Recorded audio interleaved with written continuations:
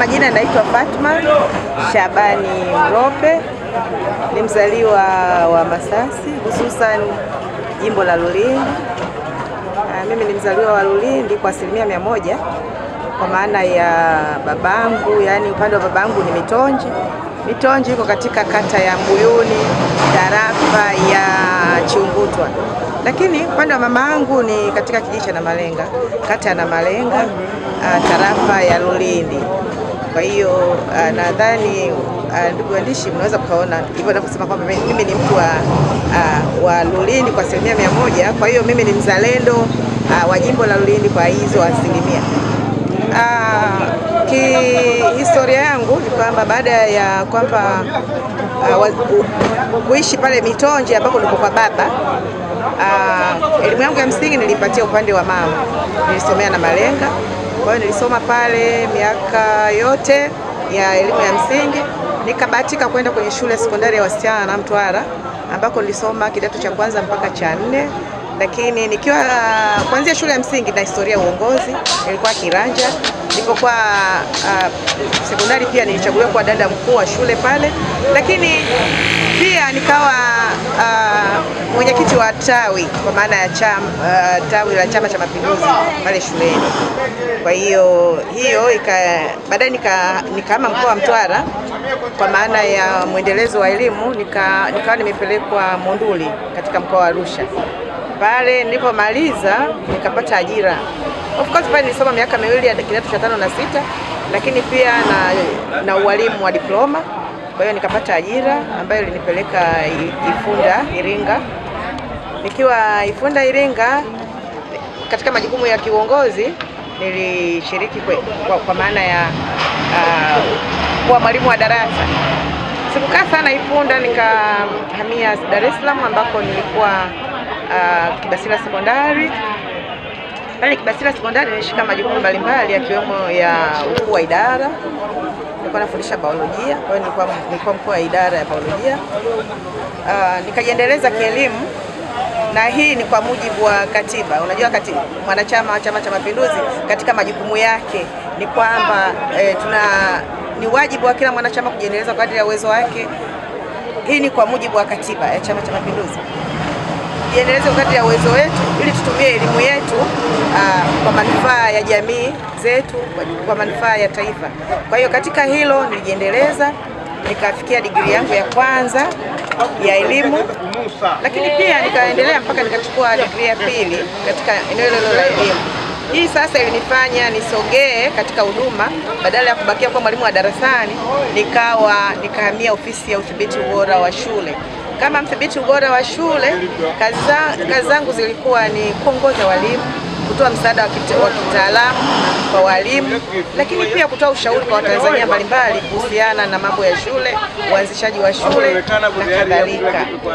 Pale nilikuwa pia ni kiongozi, kwa maana ya nilikuwa ni kiongozi wa wadhibiti ubora wa shule kanda ya Dar es Salaam, wale wa sekondari wote.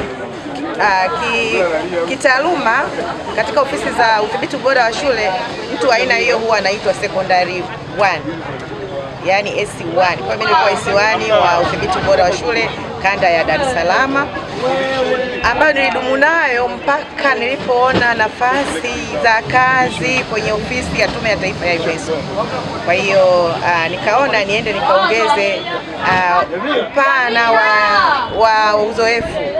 Kwa hiyo nikahamia ofisi ya Tume ya Taifa ya UNESCO baada ya mchakato uliohusisha ile tangazo lilikuwa ni la Watanzania wote.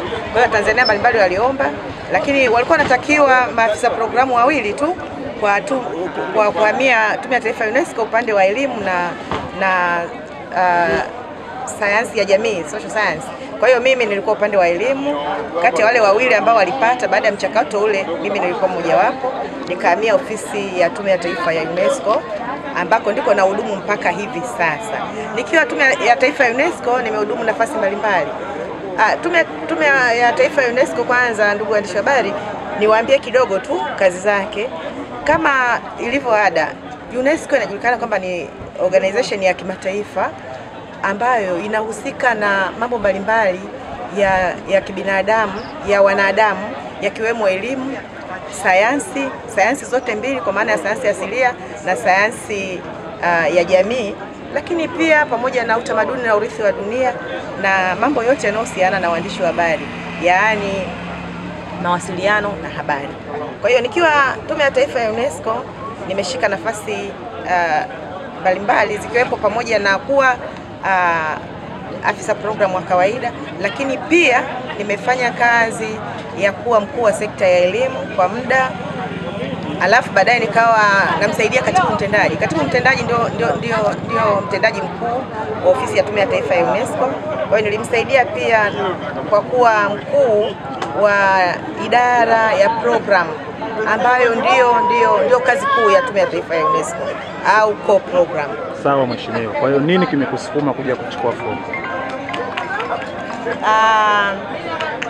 Baada ya kutoa hiyo historia yangu sasa, na nimeitoa hivyo kwa urefu makusudi, kwa maana ya kwamba nielezee sasa mimi kama mwanachama wa Chama cha Mapinduzi, chama kinanitaka nifanye nini? Chama kinatutaka utumie uzoefu wako, elimu yako kwa manufaa ya mapana ya taifa, mapana ya jamii.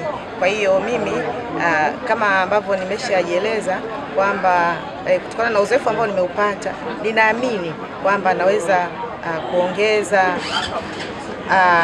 thamani ya maisha ya watu wetu wa Lulindi na Masasi kwa ujumla.